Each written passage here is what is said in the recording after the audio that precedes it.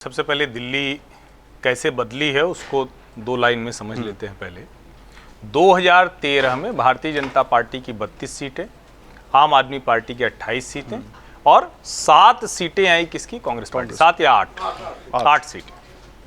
अरविंद जी ने कसम वसम खाई थी लेकिन कांग्रेस से कर लिया समझौता।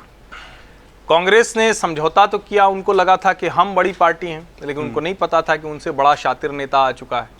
ऐसा निपटाया कि 15 में कांग्रेस शून्य हो गई, 20 में कांग्रेस शून्य हो गई, भारतीय जनता पार्टी भी 3 और 7 रह गई, यानी 15 में 3 विधायक और 20 में 7 विधायक। अब नहीं 7 विधायक। अब सवाल यहाँ 63 और 7 था, 63 7 70। तो अब अगर उसको देखें तो जरा आप इसको सोचिए कि मत प्रतिशत क्या रहा। 26, 10 के ऊपर और 4.96 मेरे ख्याल से, मतलब 5% से कम रह गई थी 2020 में। भारतीय जनता पार्टी कहां है? 32% का उसका मतदाता समूह इंटैक्ट है। तो एक तरह से कहें अरविंद बड़े हुए खाते हुए कांग्रेस को। भाजपा कहां है? वो अपनी जगह इंटैक्ट है। तो जो लोग ये कहते हैं भाजपा के पास चेहरा नहीं इसलिए बड़ा खराब कर रही है, ऐसा नहीं, ये भ्रम है जो हम पत्रकार तथ्यों की अनदेखी करके टीवी की डिबेट में या ऐसे चर्चा में बोल देते हैं। इससे बचना चाहिए। दूसरा, एक और आरोप लग रहा है कि बी टीम कौन है। ये भी एक मूर्खतापूर्ण तुकबंदी है। कोई किसी की बी टीम नहीं होता है। आप मान लीजिए कोई काम कर रहे हैं, कोई रिपोर्टर कहे कि हम जल्दी से ब्रेक करके रिपोर्ट आए, दूसरा कहे कि नहीं वो तो दूसरा वाला रास्ते में खड़ा हो गया इसलिए तुम्हारा लाइव अच्छा नहीं हुआ। मतलब ये मूर्खतापूर्ण तुकबंदी है। हमको इससे बचना चाहिए। क्यों बचना चाहिए? समाजवादी पार्टी ने आम आदमी पार्टी को 1 सीट नहीं दी, लेकिन सभी 403 सीटों पर आप लड़ी। तो क्या आप वहां भारतीय जनता पार्टी की बी टीम थी? गुजरात में भारतीय जनता पार्टी के सामने कांग्रेस के साथ नहीं, विरोध में लड़ी। तो क्या वहां आम आदमी पार्टी, वहां तो रॉ के जरिए सरकार बनाए। तो अगर ये आम आदमी पार्टी कहे कि कांग्रेस भाजपा की बी टीम हो गई, यानी नरेंद्र मोदी से राहुल गांधी निर्देश लेते हैं, तो इससे ज्यादा मूर्खतापूर्ण बात नहीं हो सकती।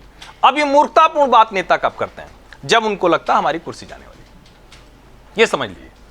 अब मैं ये नहीं कह रहा हूं कि इस बार सरकार किसकी बनेगी, क्या बनेगी, लेकिन अरविंद केजरीवाल का आत्मविश्वास हिला हुआ। और अब समय बदल गया ना। देखिए आदर्श जी, होता क्या है, अब सोशल मीडिया 3 मिनट में आपके पास आ जाता है। उन्होंने कहा कि वो पानी हम पिएंगे, टोटी में जाके चुल्लू भर पी लिया।